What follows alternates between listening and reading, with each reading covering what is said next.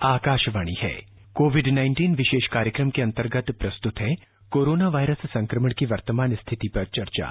प्रस्तुत कर रहे हैं आकाशवाणी संवाददाता आनंद श्रीवास्तव। इस कार्यक्रम में आमंत्रित स्वास्थ्य विशेषज्ञ हैं डॉक्टर बलविंदर सिंह। नमस्कार।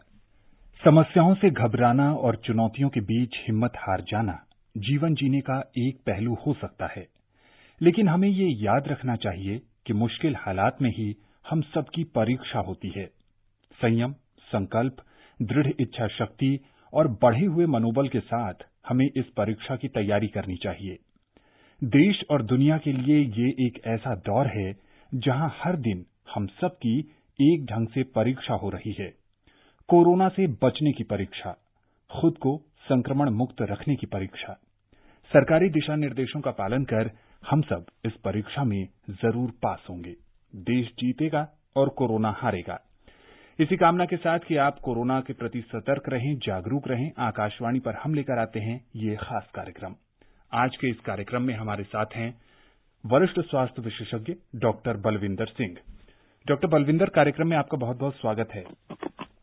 जी। इससे पहले कि डॉक्टर बलविंदर के साथ हम परिचर्चा शुरू करें, हम अपने श्रोताओं को बता देना चाहते हैं कि अगर वो भी इस कार्यक्रम से जुड़ना चाहते हैं तो हमें फोन कर सकते हैं। हमारा टोल फ्री नंबर है 1800115767। हमारा एक और नंबर है 01123314444। डॉक्टर बलविंदर, जैसा कि हमने कार्यक्रम की शुरुआत की कि ये एक परीक्षा का दौर है, भारत में भी मामले बहुत तेजी से बढ़ रहे हैं। आपको क्या लगता है कि वो कौन से कारण हैं या हमारी तैयारियों में कुछ कमी है जिस कारण से संक्रमण के मामले लगातार बढ़ते जा रहे हैं? हाँ, देखिए, ये जो है समय आप देखें पूरे इंडिया में केसेस जो हैं बहुत बढ़ रहे हैं, परंतु एक चीज इसमें बहुत इंटरेस्टिंग है देखने वाली कि कुछ देश के ऐसे राज्य हैं जहाँ पे ये संक्रमण बहुत तेजी से फैल रहा है जी। और कुछ में जो है ये कंट्रोल में है और थोड़ा डिक्लाइन भी हो रहा है। इसका बहुत क्लियर कट मतलब है कि कुछ राज्य के लोग जो हैं वो जिसे कहते हैं एहतियात नहीं बरत रहे, जैसे सोशल डिस्टेंसिंग करना और मास्क को अच्छे से लगाना, हाथों को धोना और ग्रुप्स में इकट्ठे ना होना, क्योंकि वो देखा है दफ्तरों में भी जा रहे हैं और रेस्टोरेंट्स होटल्स में भी जा रहे हैं और ग्रुप में रह के चाय पी रहे हैं, खाना खा रहे हैं। ये सब चीजें एहतियात न बरतने की वजह से ये वहाँ पे संक्रमण बहुत तेजी से फैल रहा है। और अगर आप ध्यान से देखें तो जैसे हमारे दिल्ली में काफी अभी समय से स्थिति सुधर रही है और कई जगह बहुत जो है स्थिति इम्प्रूव हो रही है। तो मैं सोचता हूँ कि ये सबसे इम्पोर्टेंट कारण है। जी बिल्कुल। डॉक्टर बलविंदर, जब भी सुबह स्वास्थ्य मंत्रालय की ओर से ताजा आंकड़े जारी होते हैं, हम सबके जहन में एक ही सवाल उठता है कि आखिर ये संक्रमण की रफ्तार जो है वो कब स्थिर होगी? हाँ, ये जो है संक्रमण की रफ्तार, देखिए अभी तो मैं सोचता हूँ कि कम से कम ये सितंबर के महीने तक ऐसी ही चलेगी। सितंबर के महीने के बाद ये थोड़ा बहुत रफ्तार कम होगी जी। क्योंकि अभी देखिए ये मौसम बरसात का है, बरसात के बाद धूप निकलती है। इन दिनों में डेंगू और चिकनगुनिया के केसेस भी बढ़ते हैं और दूसरा है कि लोग एक दूसरे के संपर्क में जैसे आ रहे हैं और ज्यादा आते हैं तो डेंगू, चिकनगुनिया, इंफ्लुएंजा इलनेस ये तो बढ़ेगा ही, साथ में ये कोरोना का संक्रमण भी केसेस बढ़ेंगे, परंतु सितंबर के बाद थोड़ा थमने का उम्मीद है। जी बिल्कुल।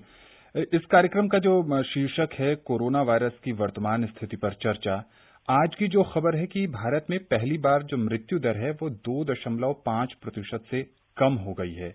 आप चूंकि कोरोना के मामले लगातार देख रहे हैं, अस्पतालों में जो मृत्यु दर में कमी आई है, इसके पीछे क्या रोग प्रतिरोधक क्षमता बढ़िया होना या फिर इलाज के जो भी सीमित विकल्प हैं उन विकल्पों के बेहतर परिणाम सामने आने से ये हुआ है?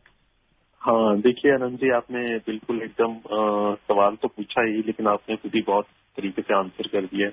देखिए, इसमें मृत्यु दर जो है वो इस समय 2 और 2.5 के आसपास आ गई है। 2.5, 2.7 लाइक दैट आ रही है। मृत्यु दर कम होने का कारण है कि हमारे जो सामाजिक सामूहिक प्रतिरोधक क्षमता, जिसको इंग्लिश में हम हर्ड इम्यूनिटी कहते हैं, ये इम्प्रूव हो रही है और ये कुछ राज्यों में बहुत अच्छे से इम्प्रूव हो रही है, तो वहाँ की मृत्यु भी कम हो रही है और लोग रिकवरी रेट जो है बहुत इम्प्रूव कर रहा है। तो एक रिकवरी रेट जो है कंट्री का इस समय लगभग 81% के करीब आ गया है, तो ये बड़ी अच्छी बात है। और मृत्यु दर कम हो रही है, और वो भी मृत्यु दर जो मृत्यु हो रही है वो उन लोगों में वो ज्यादा हो रही है जिनको कोमॉर्बिडिटीज हैं, जिनकी उम्र 65 से ऊपर है, 65-70 की उनमें हो रहा है। अब जी बिल्कुल।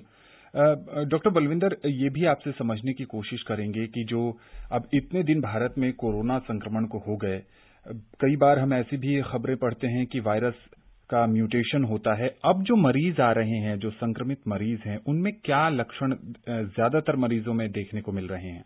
हाँ, अभी जो है लक्षण ये सबसे इम्पोर्टेंट ये चीज है कि ये इसमें मरीजों को हाई ग्रेड फीवर बहुत जल्दी आ रहा है। पहले जैसे फीवर आता था, धीरे धीरे फीवर करके आता था, तीसरे चौथे दिन वो हाई ग्रेड होता था। अभी क्या है कि 48 घंटे के अंदर ही हाई ग्रेड फीवर हो रहा है उनको जी। और खांसी जो है हो रहा है, सूखा खांसी हो रहा है बाद में जो बलगम है। और एक बहुत ही लक्षण और देखने में आया है, जो शरीर बड़ा टूटता है, माइल्जियास बोलते हैं, जैसे मसल्स बहुत ब्रेक होते हैं। इनको लगता है कि जैसे बहुत दर्द है पूरे बदन में, तेज बुखार है और रेस्टलेसनेस है बड़ी। और एक दो लक्षण और देखने को आए हैं जिसमें उन्होंने ये देखा है कि उनकी सेंस ऑफ स्मेल जो है कई लोगों का वीक हो रहा है, और लॉस ऑफ टेस्ट सेंसेशन, ये दो नए लक्षण और देखने में आए हैं। तो मैं सोचता हूँ कि सब लोगों को ये पता होना चाहिए कि अगर आपको लॉस ऑफ टेस्ट होता है और सेंस ऑफ स्मेल आपकी वीक हो जाती है, आपको खाने की बारे में पता नहीं चलता, खुशबू कैसी है, तो थोड़ा सा आपको ध्यान रखना चाहिए, जाके चेक करना चाहिए।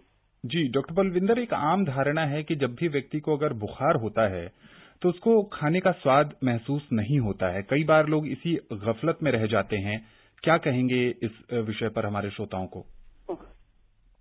सकता होना बड़ा स्वाभाविक है, लेकिन इसमें क्या होता है कि बुखार के केस में जब टेस्ट डिस्टर्ब होता है तो अक्सर आदमी थोड़ा सा नमक या मिर्च ज्यादा लेके तो महसूस कर लेता है। लेकिन इसमें तो क्या ज्यादा नमक या मिर्च भी होगा तो बिल्कुल उसको ऐसा लगता है कि जैसे मुंह में बकापन है, टेस्ट ही नहीं है। जी। हर एक ऐसी पर्टिकुलर चीज के खाने के लिए, हर चीज खाने की चीज के प्रति इसका टेस्ट वो जो है कम हो रहा है। जी डॉक्टर बलविंदर, देश और दुनिया में तमाम तरह की दवाइयों का जो इस्तेमाल हो रहा है कोरोना संक्रमित मरीजों पर किया जा रहा है, चाहे डेक्सामेथासोन की बात करें, रेमडेसिविर की बात करें, आईसीएमआर ने भी हाइड्रोक्सीक्लोरोक्वीन का इस्तेमाल काफी दिनों से किया है। इन सब का क्या परिणाम अब तक सामने आया है, आप क्या कहेंगे? हाँ, देखिए, वैक्सीन के बारे में रिसर्च करना, खोज करना, ये एक स्वाभाविक है, क्योंकि पैंडेमिक इतना फैलता जा रहा है। इंडिया में तो फिर भी नंबर ऑफ केसेस कंपैरेटिवली कम है। दूसरे देशों में आप देखिए तो millions and millions of cases हो रहे हैं।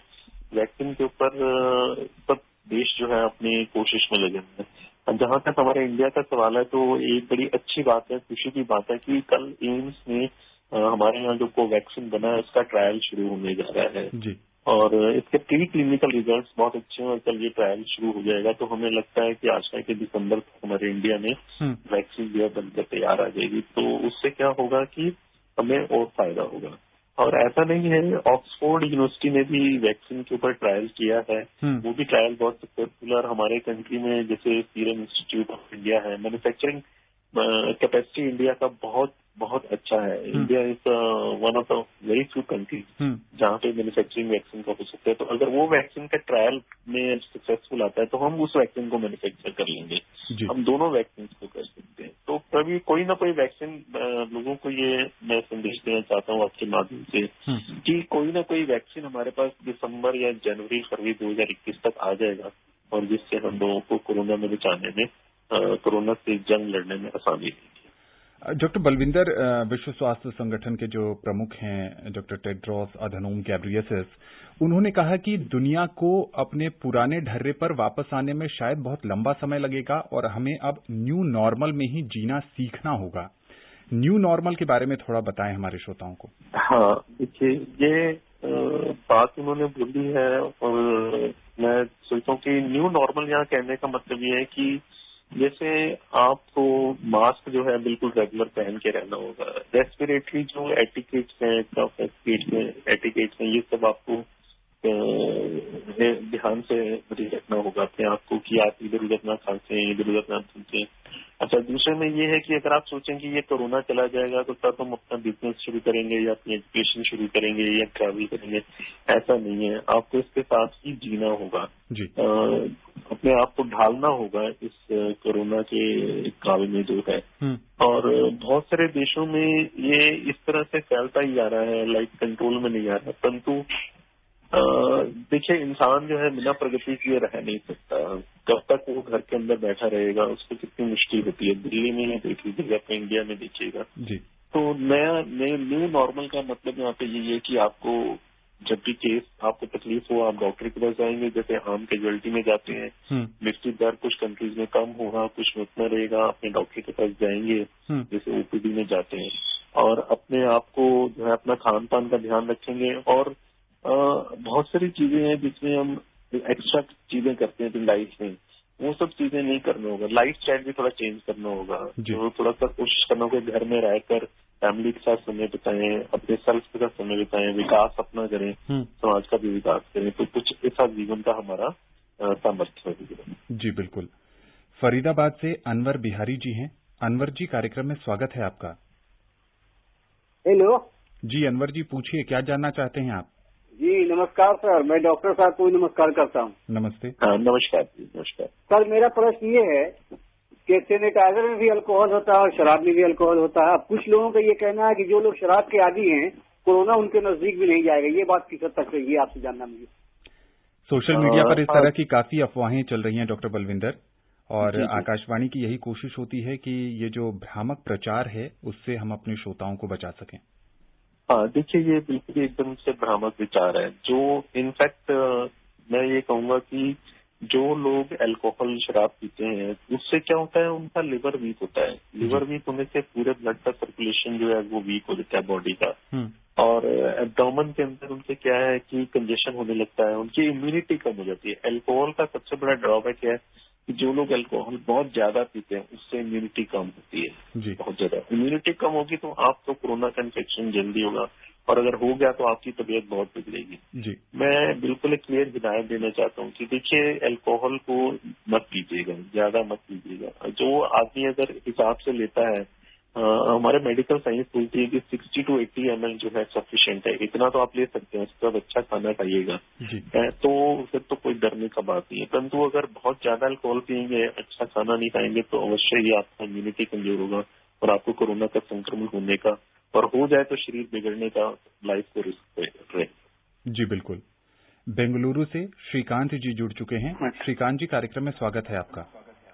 नमस्कार जी। नमस्ते भाई साहब, ये कह रहा हूँ कि हमारे कर्नाटक में और खास करके बेंगलोर में 2.5 महीने में 150 से 30,000 केस हो गए। तो हमें दुनिया से बराबरी करने के बजाय कुछ ऐसा रास्ता करवाइए कि हम अपना सुधार कर लें, क्योंकि भाई साहब कुछ न कुछ तो करना पड़ेगा, और भारतीय सरकार को ऑर्डिनेंस ला करके बहुत कड़ाई लानी पड़ेगी, नहीं तो ये काम होना बहुत मुश्किल हो रहा है। और जीना 2.5 महीने में 150 से 30,000 तक कोरोना के मामले बेंगलुरु में पहुंच गए हैं। कह रहे हैं कि सरकार को सख्ती लानी होगी। डॉक्टर बलविंदर, सरकार क्या क्या करेगी? क्या हमारी जिम्मेदारी नहीं है? क्या नागरिकों की जिम्मेदारी इस पर नहीं बनती? हाँ जी, आनंद जी, आपने बिल्कुल ठीक बोला। देखिए, सरकार ने तो बहुत पहले ही 22 मार्च को सेल्फ कर्फ्यू लगवाया था, लॉकडाउन पूरे देश में लगवाया था, और रिपीटेडली लॉकडाउन लगता रहा। जिस राज्य में केस इतनी ज्यादा बढ़ रहे हैं, इसमें कोई दो राय नहीं कि वहाँ के लोग जो है एहतियात नहीं बरत रहे हैं। वो लाइफ को बहुत लाइटली ले रहे हैं, कोरोना इन्फेक्शन को। मास्क लगाते हैं तो ठीक से मास्क नहीं लगाते। अगर कोई इंसान मास्क लगा ले आधा ऊपर आधा नीचे, तो वो मास्क नहीं है। और इसी तरह से सोशल डिस्टेंसिंग है, वो करना बहुत जरूरी है। अगर आप सोशल डिस्टेंसिंग नहीं करते हैं, तो इसके साथ साथ अगर आप जो है ग्रुप्स में जाते हैं, ग्रुप्स में रहते हैं, और तो इसी वजह से यही कारण है कि वहाँ इतनी तेजी से बढ़ रहे हैं।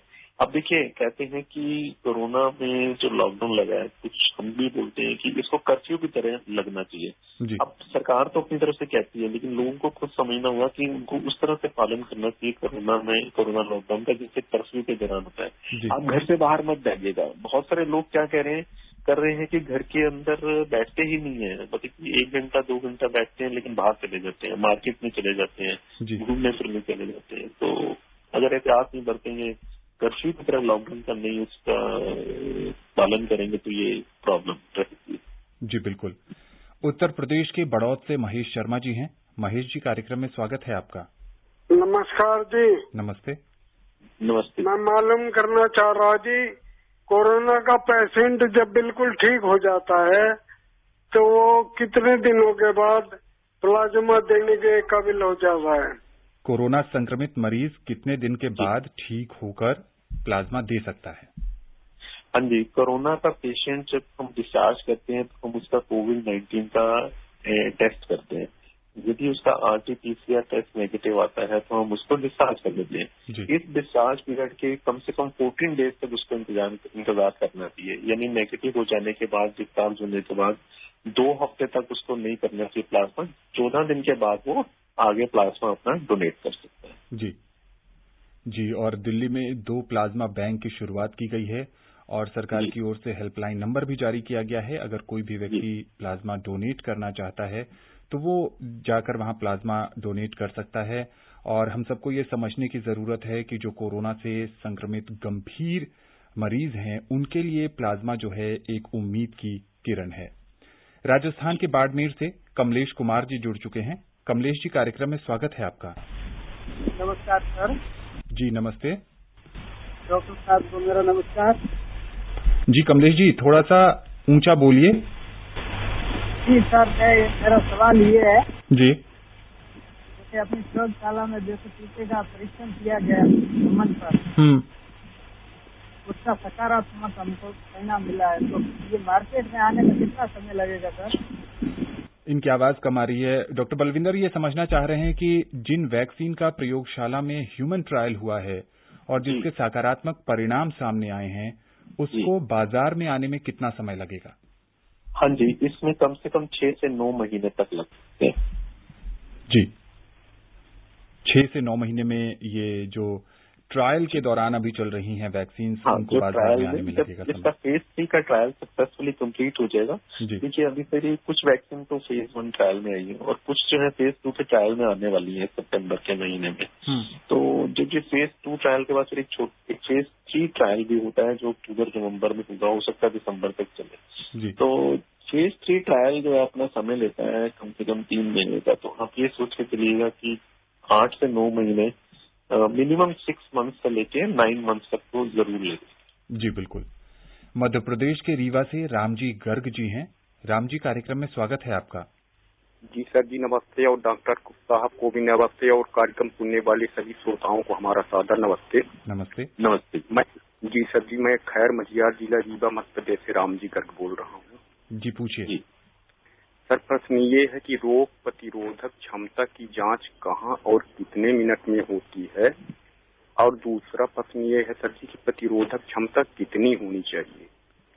एक बड़ा सवाल है कि रोग प्रतिरोधक क्षमता की जांच कहाँ होती है और कितनी होनी चाहिए?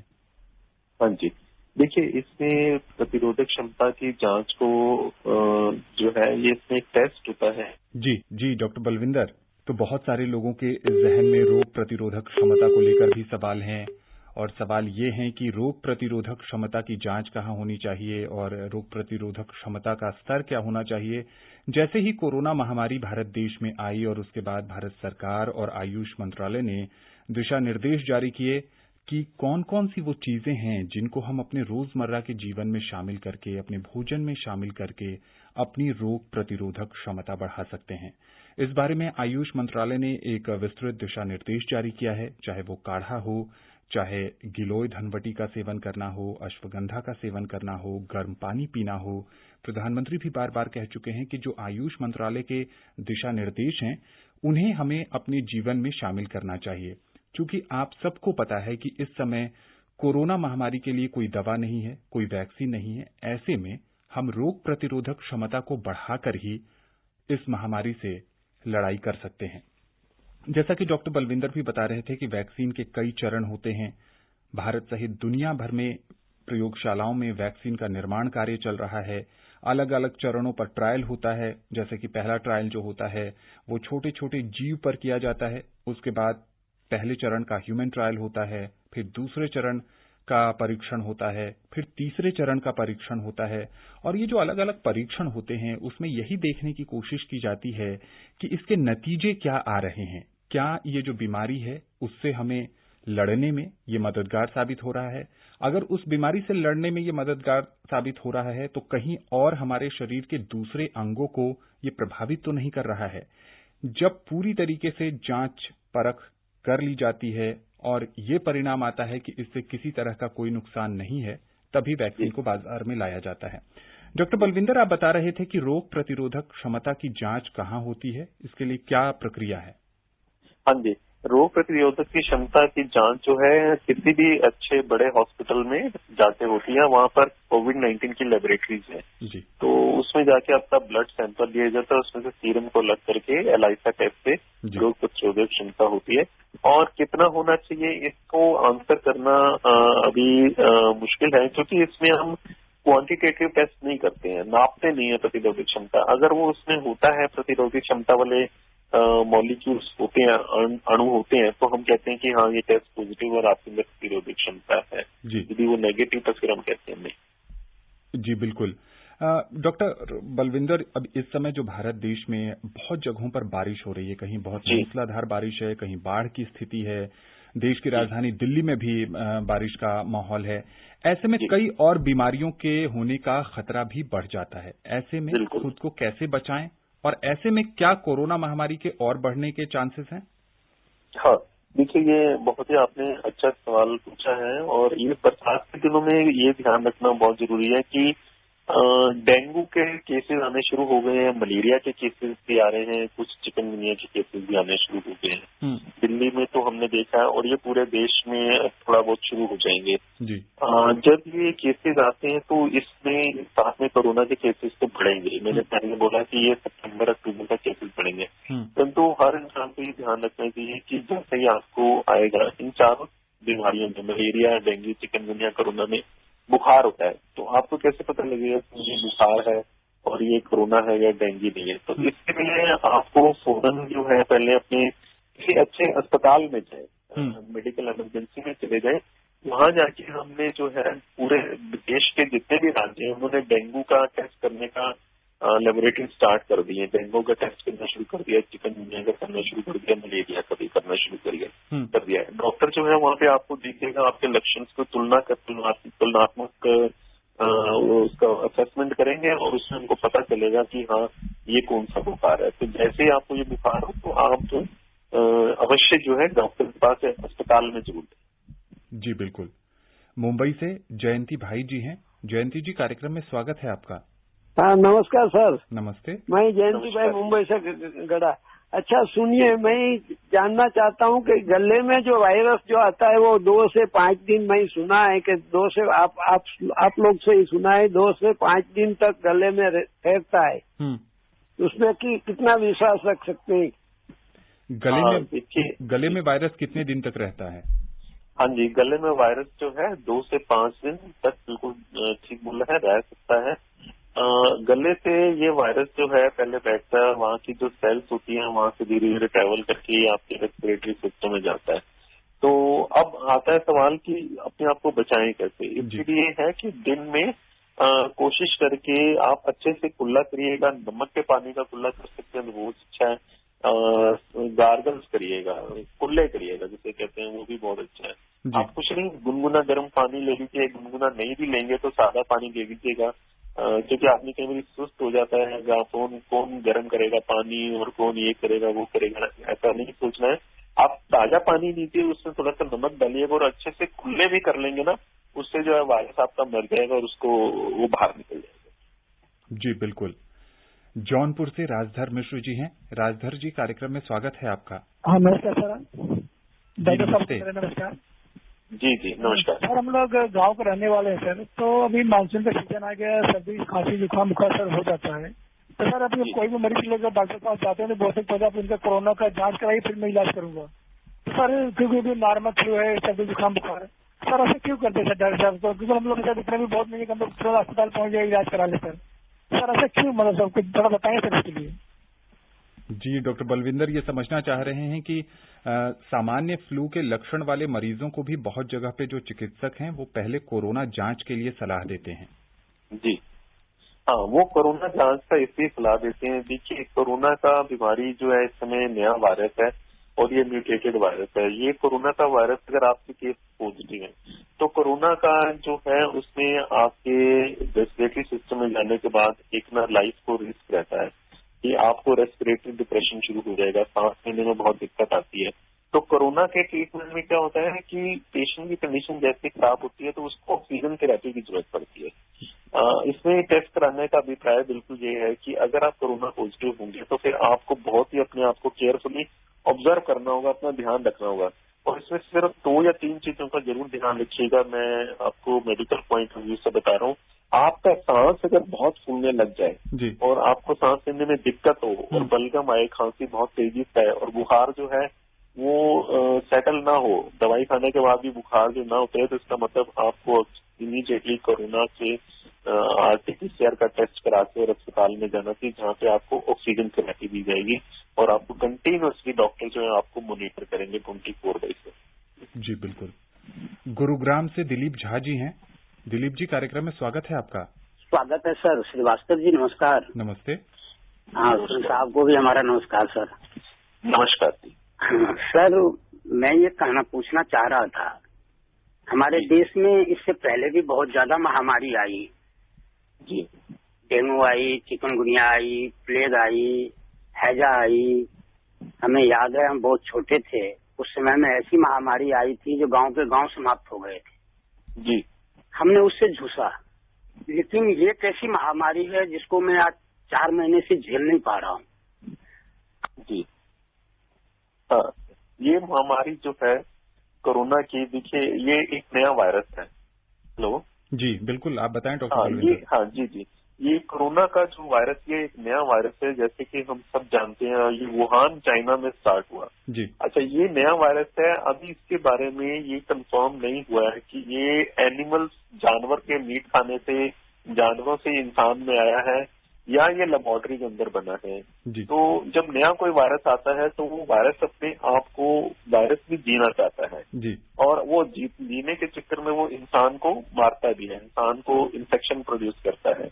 तो ये एक तरह से वायरस में नए वायरस है जिसमें इंसान की वायरस के साथ एक युद्ध चल रहा है जी। इस युद्ध में 3 में से एक चीज होती है, यदि तो वायरस जो है बहुत स्ट्रांग है तो वो इंसान को मारने लगता है, मृत्यु होने लगती है जी। और वो मृत्यु होने से क्या होता है कि वो जीतने की कोशिश करता है जी। परंतु हमारा जो इम्यून सिस्टम है वो कई सालों से इंसान अंदर की एज से बनते हुए इंसान बना है, तो हमारी जो इम्यूनिटी सिस्टम है वो बहुत एडवांस्ड है जी। तो हमारा इम्यून सिस्टम जो है वो इसको न्यूट्रलाइज कर देता है जी। आप अक्सर देखते होंगे कि जो इन्फेक्शन होता है तो किसी इंसान को तो कुछ भी नहीं होता और दूसरा बीमार हो जाता है जी। इससे बिल्कुल ये सामने समझ आती है, बात निकल के आती है कि कुछ लोगों की प्रतिरोधक क्षमता सफिशिएंट होती है, इतनी होती है कि वो इसको न्यूट्रलाइज कर देती है वायरस को जी। और कुछ लोग हैं जिनकी प्रतिरोधक क्षमता कम होती है, बहुत कम होती है और वो जो वायरस है उसमें जीत जाता है।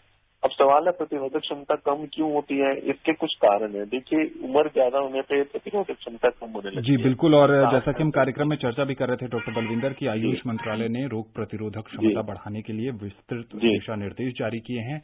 आज अब कार्यक्रम में समय नहीं है कि इस पर चर्चा करें, फिर किसी दिन और आपसे बातचीत करेंगे। आकाशवाणी के इस खास कार्यक्रम से जुड़ने के लिए आपका बहुत बहुत शुक्रिया। धन्यवाद। तो जैसा कि डॉक्टर बलविंदर बता रहे थे कि अपनी रोग प्रतिरोधक क्षमता को बढ़ाइए, ज्यादा से ज्यादा आयुष मंत्रालय के दिशा निर्देशों का पालन करिए, जिससे कि आप कोरोना संक्रमण से बचे रह सकते हैं। स्वस्थ रहिए, खुशहाल रहिए। नमस्कार। कोविड-19 विशेष कार्यक्रम के अंतर्गत अभी आप सुन रहे थे कोरोना वायरस संक्रमण की वर्तमान स्थिति पर चर्चा। प्रस्तुत कर रहे थे आकाशवाणी संवाददाता आनंद श्रीवास्तव। इस कार्यक्रम में आमंत्रित स्वास्थ्य विशेषज्ञ थे डॉक्टर बलविंदर सिंह।